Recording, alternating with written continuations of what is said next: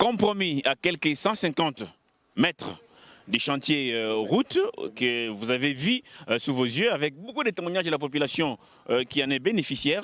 Ici, nous sommes au pont Paty-Ambroise. Ouais, on voit, comme nous l'avions dit, hein, le travaux s'effectue.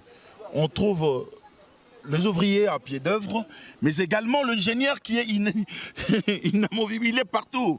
Hein, vous étiez là de l'autre côté et on vous retrouve ici. Qu'est-ce qui se passe? Vous coordonnez aussi le travaux ici? Exactement, nous sommes en train d'exécuter aussi ces travaux où nous jetons un pont moderne d'une capacité portante de plus ou moins 200 tonnes, oui, alors qui est jeté sur cette rivière dite Mwangéji. L'utilité de ce pont. Oui, ça relie quel village et quel coin, tout ça? Exactement, c'est un pont qui va relier deux contrées, à savoir le quartier latin d'une part et de l'autre part il y a le groupement Kazembe d'où nous venons. Et c'est une route, d'une part il s'agit de la route Ngungando prolongée et qui va se joindre à celle dite Tchata du côté où j'enchaîne sur la route Kazembe.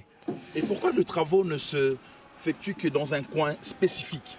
Pourquoi? Est-ce qu'il y a Anguille-sous-Roche? C'est pour le village de Madame la gouverneure ou comment? Non, l'idée c'était, si vous voyez le rond-point Mwangéji, l'essence même de ce projet, c'est parce qu'effectivement, il y a un grand trafic et des embouteillages à l'entrée de la ville sur le rond-point Mwangéji. Alors il fallait trouver très rapidement une solution pour désengorger tant soit peu cette circulation-là autour de Mwangéji. C'est ainsi que l'une des solutions, ou la première, qui est venue directement à l'esprit de l'autorité, c'est d'ouvrir effectivement cet axe. Oui, parce que de l'autre côté, surtout de l'avenue Ngungando, il y avait des érosions impossibles. 15 mètres de profondeur, les maisons étaient attaquées sous le point effectivement de s'écrouler. Alors il fallait pallier ce problème. Déjà à partir du mois de février, l'autorité a décidé non seulement de lutter contre ces têtes d'érosion, mais aussi carrément effectivement Une question me vient à l'esprit, l'ingénieur. Comment est-ce que habitants des villages séparés, comment est-ce qu'ils faisaient pour se fréquenter? Non, c'était impossible. Ici, c'était un petit sentier.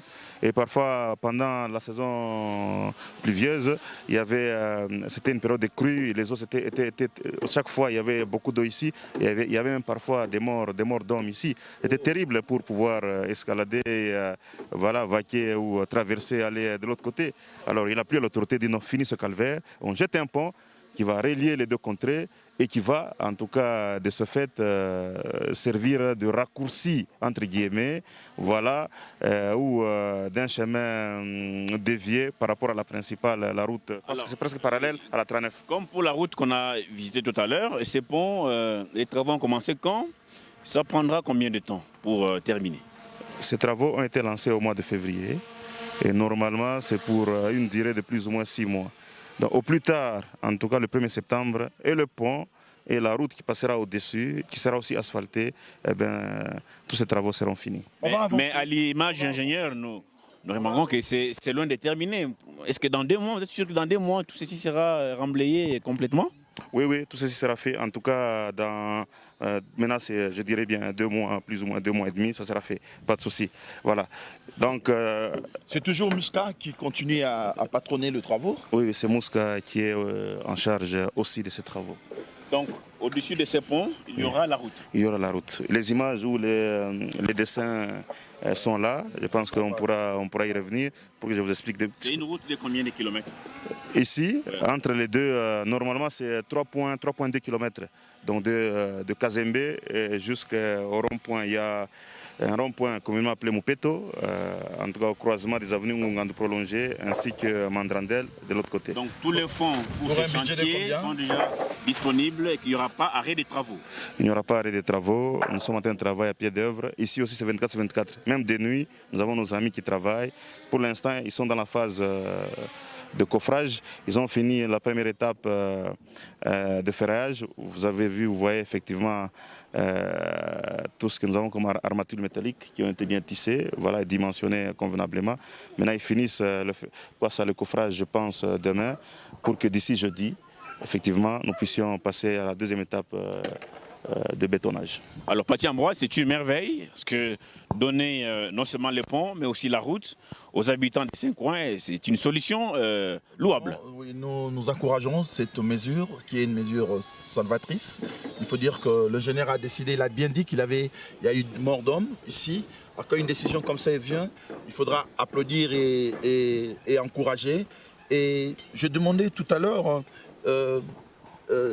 je pensais que c'était une priorité pour ce point de pont. Oui. C'est parce que la priorité d'abord c'était de lutter contre les têtes d'érosion. Parce que quand nous allons en tout cas traverser de l'autre côté, vous verrez les maisons qui étaient en tout cas menacées, voilà, quasiment. C'est ainsi que nous les avons sécurisées, nous avons sauvé en tout cas ces maisons-là.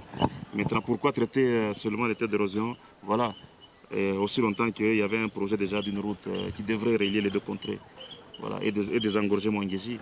Et le moyen, c'est le partenaire ou bien c'est le gouvernorat qui a mis le moyen? C'est le gouvernement provincial qui a mis en tout cas les moyens conséquents pour ces travaux ici. Une question me vient à l'esprit, ingénieur.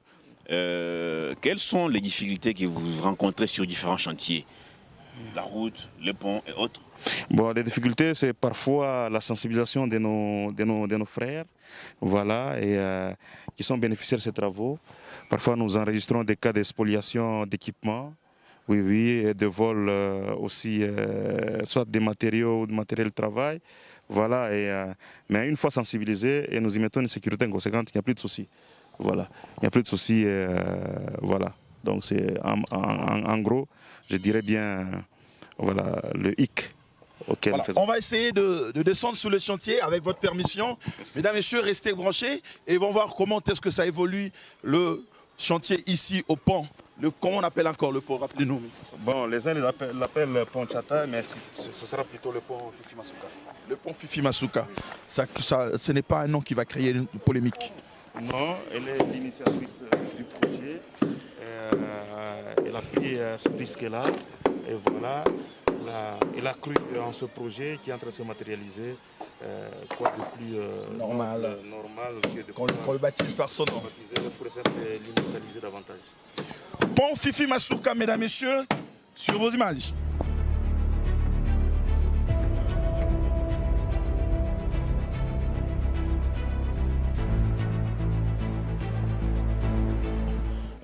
On peut dire dans les ponts, c'est ça. Nous sommes dans les ponts, c'est un chantier, non? Ça, nous sommes dans les ponts parce qu'on n'est pas encore sur le pont. Les ponts, ça va venir, il a dit, dans 2 mois pratiquement. Nous faisons confiance à notre ingénieur. J'espère que ce sont des professionnels qui font leur travail. Alors, ingénieur, ici, nous sommes dans les ponts. Et là, ce que nous voyons, c'est un collecteur. Ça va collecter les eaux, les eaux qui vont prendre cette direction. Exact. Et qu'est-ce qui va suivre? Office de lit. Qu'est-ce qui va suivre? Voilà, qu'est-ce qui va suivre? C'est le lit. Qu'est-ce qui va suivre? Oui, en fait, donc ici, nous sommes effectivement au fond du lit. Le lit qui servira effectivement de passage de ce flux, donc de cette rivière ici, Mwangeji. Voilà. Mais comme vous pouvez le remarquer avec moi, il y a une petite chute. Peut-être on peut avancer, vous verrez, il y a une chute. Alors, de l'autre côté là. Oui, petite chute. Est-ce qu'il y a un accès? On peut y aller. Oui, petite soit-elle, nous nous sommes dit, mais pourquoi ne pas bénéficier ou profiter en fait de cette chute-là? C'est ainsi que nous allons y jeter en fait une petite turbine. Ça sera on va faire une micro-centrale ici. Oh, l'utile à l'agréable. Ouais. Pour alimenter les ponts et la route aussi? Exactement. Vous voyez pas, ce sera un pont. Vous voyez, on sera au moins à plus de 25 mètres de haut. Alors, on va essayer d'éclairer en tout cas ce site ici à l'aide de l'énergie électrique qui proviendrait effectivement de cette turbine-là qui sera installée. Donc, si nous revenons ici dans 3 mois, on trouvera et les ponts et l'éclairage au-dessus. Et effectivement, la chute qui sera exploitée, et l'éclairage, et il y aura aussi, on va aussi constituer en tout cas en fait cette contrée ici sous forme, d'après les instructions de l'autorité, sous forme d'un site touristique. Voilà. Pathé Ambroise, vous voyez le modèle de développement. Ici, tout ce qui gère nos provinces, vous pouvez copier ces modèles. au lieu d'être attentiste, voilà, on attend quoi? Moi, je me demande Il n'y a si pas que le chef de l'État qui doit descendre dans nos provinces pour faire notre place. Pas du tout.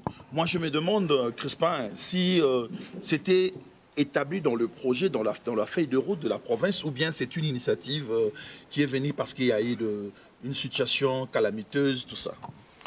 Ça, je ne saurais pas le dire, voilà, mais je sais que c'était un projet qui était prévu avant. Okay. Oui, avant, dans le plan. De son exécution. Exécution, effectivement, voilà. Mais quand il y a eu ces cris d'alarme de la population, c'est ainsi que l'autorité a dit, bon, voilà, on y va. Accélérer les choses. Maintenant, en travaillant, effectivement, nous nous sommes dit, on doit profiter quand même de quelques opportunités offertes par le site, notamment cette chute ici. Donc, quand vous reviendrez ici, vous verrez que ça sera éclairé. Nous reviendrons pour voir et palper. Touristique, voilà, et il y aura quand même un aménagement touristique ici, je pense qui plaira plus d'un. C'est pas facile hein, de bâtir ici. Hein. Oui, le terrain est non seulement il est marécageux, effectivement, mais aussi il y a une roche très dure. Vous vous rendrez compte qu'effectivement, pour pouvoir arriver à ce niveau ici, nous avons dû batailler, casser toute cette roche ici. Sinon, c'était impossible. Voilà, cela nous a pris en tout cas plus ou moins 1 mois et demi, rien que pour casser la roche ici et atteindre le niveau requis pour assurer le passage des eaux. Eh bien, merci ingénieur, nous vous souhaitons bonne chance. Merci. Et nous espérons, hein, nous comme la population qui en sera encore une fois bénéficiaire, que ces travaux arriveront au bout et que nous viendrons assister à la merveille. Oui. Nous viendrons assister à la merveille. Merci beaucoup. Merci.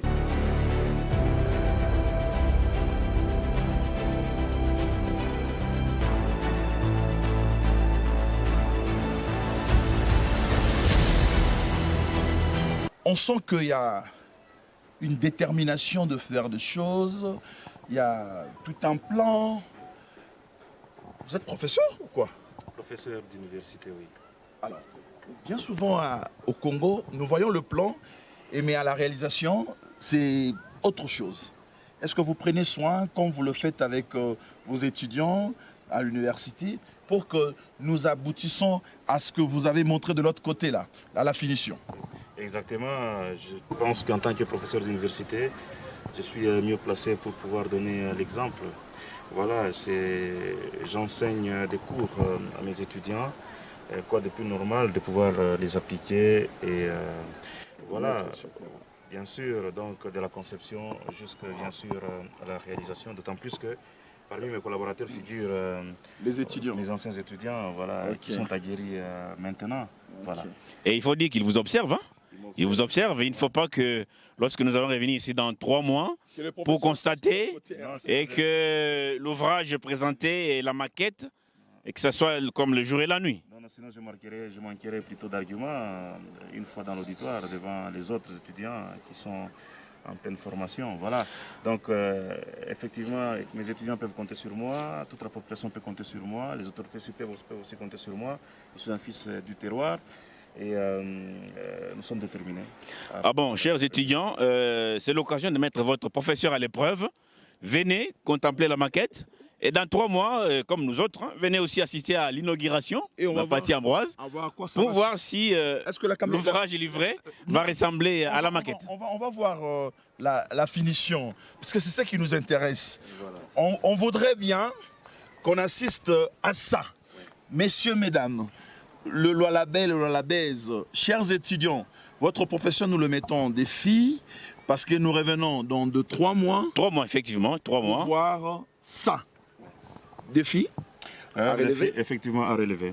Voilà, simple défi à relever. Voilà, qui entre dans nos compétences. Ça, c'est effectivement le profil final. Voici comment se présentera la route. Là, nous avons été avec vous, chers confrères. C'est là, au fond. Du lit là. Le lit où, voilà, nous étions là. Oui, mais imaginez la hauteur. Alors ça va monter de 12. Non. 25 mètres. 25 mètres. Minimum 25 mètres. Ouh. Et voilà. Avant c'était au-delà, mais nous avons fait des calculs pour assurer une pente de plus ou moins 4% de la route, afin que nous puissions être à plus ou moins 25 mètres. Vous voyez les hôtels. Et là je vois une photo qui dit tout. Il y a les visionnaires et la personne qui exécute la vision. L'exécutif. En tout cas, l'exécutif et la vision. Et ça dit beaucoup, hein, professeur. Ça dit beaucoup, voilà. Et nous autres, nous sommes aussi à côté là. Les héros dans l'ombre. Voilà. Alors, on peut dire, tout compte fait, que c'est le projet gigantesque que nous avons eu à Lualaba depuis, 2-3 ans. Ouais, depuis voire 5 ans. 5 ans depuis l'avènement en fait de cette province qui est nouvelle, qui se veut être pilote. Voilà, je dirais qu'effectivement c'est le projet phare, le projet gigantesque. Voilà, j'étais un tel pont, en tout cas sur une telle contrée qui était aux oubliettes. Et voilà, et je vous dis c'est quelque chose d'extraordinaire. On lance comme ça, on reviendra dans 3 mois, on va voir. Ici, normalement, on devrait avoir une grande route asphaltée qui va passer par ce pont. Et là, vous trouvez, nous avons dit que c'était le lit pour la rivière. Et nous serons ravis ce jour-là, Crispin, Ouais. en marchant sur Piquet. Nous serons là En faisant avec ce les professeurs, un pont éclairé, il faut les préciser, Paty Ambroise. Éclairé, Urbanisé. ouais, urbanisé, éclairé, et tout ce qui va avec. Il y a beaucoup de petits termes de gauche à droite, mais je crois que le professeur prend le soin de livrer l'ouvrage tel que mentionné sur la maquette. Et merci beaucoup, professeur. Merci de votre temps. Hein. Vous êtes surchargé. Comment vous aimez qu'on vous appelle? Professeur, ingénieur, professeur? Qu'est-ce qui est précédent? Non, je pense professeur Moïse Moukepe, ça va. Merci beaucoup, professeur. Vous êtes trop pris. bientôt. Nous allons vous laisser travailler. Ça va, merci, super, en tout cas. À très Mais je bientôt. voudrais aussi remarquer quelque chose. C'est en fait le corridor. Hein. Ok. Voilà, ça donne un peu le plan d'ensemble. Ça, c'est un chemin, hein, on dirait un circuit intégré, professeur. Non, c'est le corridor effectivement de ce projet ici. Là, nous sommes à l'hôtel du gouvernement provincial qui est là. Oui. D'où nous venons, c'est quelque part ici. Et là, Il y a la route asphaltée. Nous sommes en train d'asphalter ici. Et nous avons emprunté ce tronçon ici, jusque là. Le pont est là. Okay. Voilà. Et de l'autre côté, c'est Ungungando prolongé. Ça relie donc l'avenue Chata et l'avenue Ungungando. Voilà, c'est ça qui nous fait plus ou moins 3,2 km. Alors ça modernise la province. Ça modernise la province, effectivement. Parce que si vous voyez ici, voilà en fait à quoi ressemblait cette contrée avant. Avant c'était ça, vous voyez ce genre de tête d'érosion, plus ou moins 15 mètres. Voilà. Et les maisons d'à côté, tout ça, voilà. Et quand nous avons commencé, c'était d'abord pour lutter contre ces érosions. Voilà. Et ici c'est en cours, maintenant c'est presque en phase finale qui est là. Et en phase d'exécution. In fine, voilà. Donc comment cela doit se... Merci professeur. En tout cas, bonne chance. Merci. Bonne chance, comme on dit, que Dieu nous prête vie. Nous serons ici dans 3 mois. Invités ou pas, nous serons là. En tout cas, vous êtes prévenus. Vous serez toujours le bienvenu. Merci prof. Merci à vous les amis, chers amis téléspectateurs, pour cette aimable attention. Nous étions sur les sites de pont. On a dit le pont. Le pont Fifi Masuka. Une ouvrage, vous savez... gigantesque depuis 5 ans que la province va connaître. Nous osons croire que dans 3 mois, Crispin ainsi que votre serviteur Ambroise reviendront pour voir l'effectivité de ce plan, mais également avec le concours de notre professeur qui est fils du pays, qui fait la fierté. On dit souvent que, bon voilà, c'est Muscat, ça sera que le Sud-Africain. Non, le fils du pays, c'est un terroir. Il est d'ici. Et c'est lui qui exécute. Nous pouvons que l'accompagner. N'est-ce pas, Crispin? Merci, Paty Ambroise. Tout est dit. Professeur, merci. Merci à vous. Merci encore une fois à vous tous qui nous suivez de partout à travers le monde. Télé 50 a fait les déplacements de Lualaba à Coluzi pour palper du doigt les transformations jour après jour grâce au dynamisme d'une dame, oui, la dame de fer. Le Lualaba l'appelle Jeanne d'Arc. Elle travaille jour après jour. À très bientôt.